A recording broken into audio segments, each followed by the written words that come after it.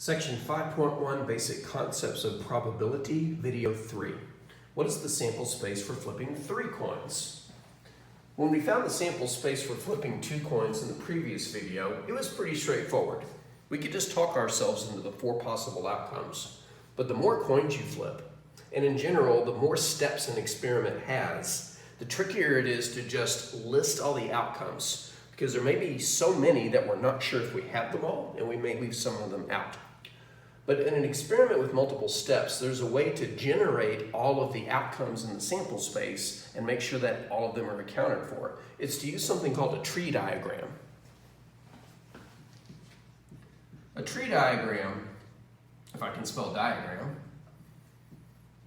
is an illustration that lists the results of each step of an experiment, and at the end, you can tally up all of the outcomes for the whole experiment. The way a tree diagram works is you start with what's called a node or a root, and it represents the beginning of the experiment before you do anything. Then, for the first stage of the experiment, you put one branch going downward for each possible outcome. So for example, the first stage of this experiment is to flip 1 coin. So we'll say we're going to flip the first coin. Now, when I do that, there's only 2 possible outcomes. It can come out heads or it can come out tails. So from this node, we're going to draw 2 what are called branches. And you'll want to space them out quite a bit because it's going to get congested down here. The first coin can either be heads, so we'll put an H on the first branch, or tails. So we'll put an H on the second branch.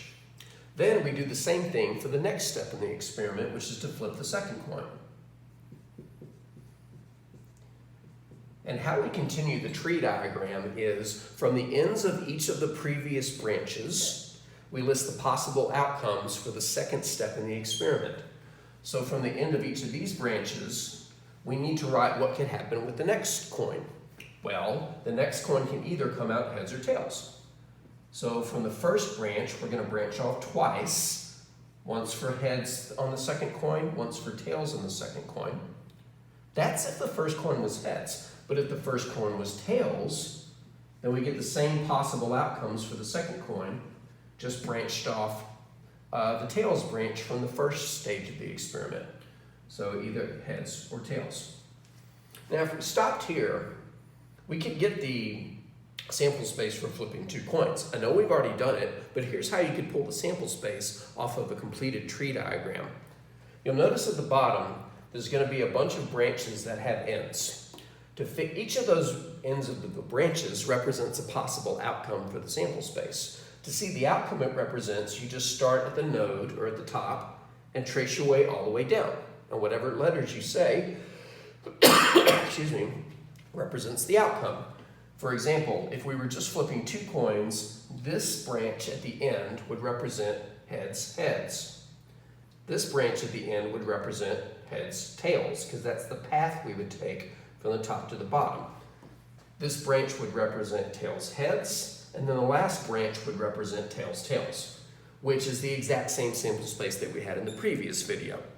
The outcomes were in a different order, but when you're listing a set of objects, the order doesn't matter. We still have 1 more coin to flip. So let's flip the third coin. So we're going to do the same thing we did before. At the end of each branch from the previous stage of the experiment, flipping the second coin, we're going to put branches representing the possible outcomes for the third stage of the experiment. So, from this branch, the third coin could be heads or tails. From this branch, the third coin could be heads or tails. From this branch, the third coin could be heads or tails. And then finally, from the last branch, the third coin could be heads or tails. And if you notice, now we have 8 branches, which means we're going to have 8 outcomes. And what are those outcomes? Just start at the top and trace your way down to each individual branch. For example, this branch at the bottom that I'm pointing to, if we start at the top, represents heads, heads, heads. The next one, starting from the top, represents heads, heads, tails. If you're taking notes, and you should be. I'd pause the video right now and see if you can complete the rest of the tree diagram before I finish it. I'll give you a second to pause. Look at me looking where my watch is supposed to be. Okay, hopefully you paused the video and completed the rest of the tree diagram on your own. Let's see if you got the same thing I got. Third branch from the top, heads, tails, heads. Fourth branch from the top, heads, tails, tails. You'll notice these four outcomes all start with H, which makes perfect sense because all of these branches started out from the H branch at the top. So what does that mean about the last four?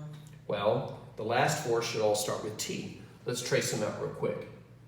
Fifth one, tails, heads, tails, heads, heads. Getting ahead of myself. Sixth one, tails, heads, tails. Seventh one, tails, tails, heads. Eighth one, tails, tails, tails. 8 outcomes, and they're all listed for us. You can actually do a tree diagram for any experiment regardless of the number of steps and regardless of the number of outcomes at each step. However, you can probably imagine that this could get really congested really quickly.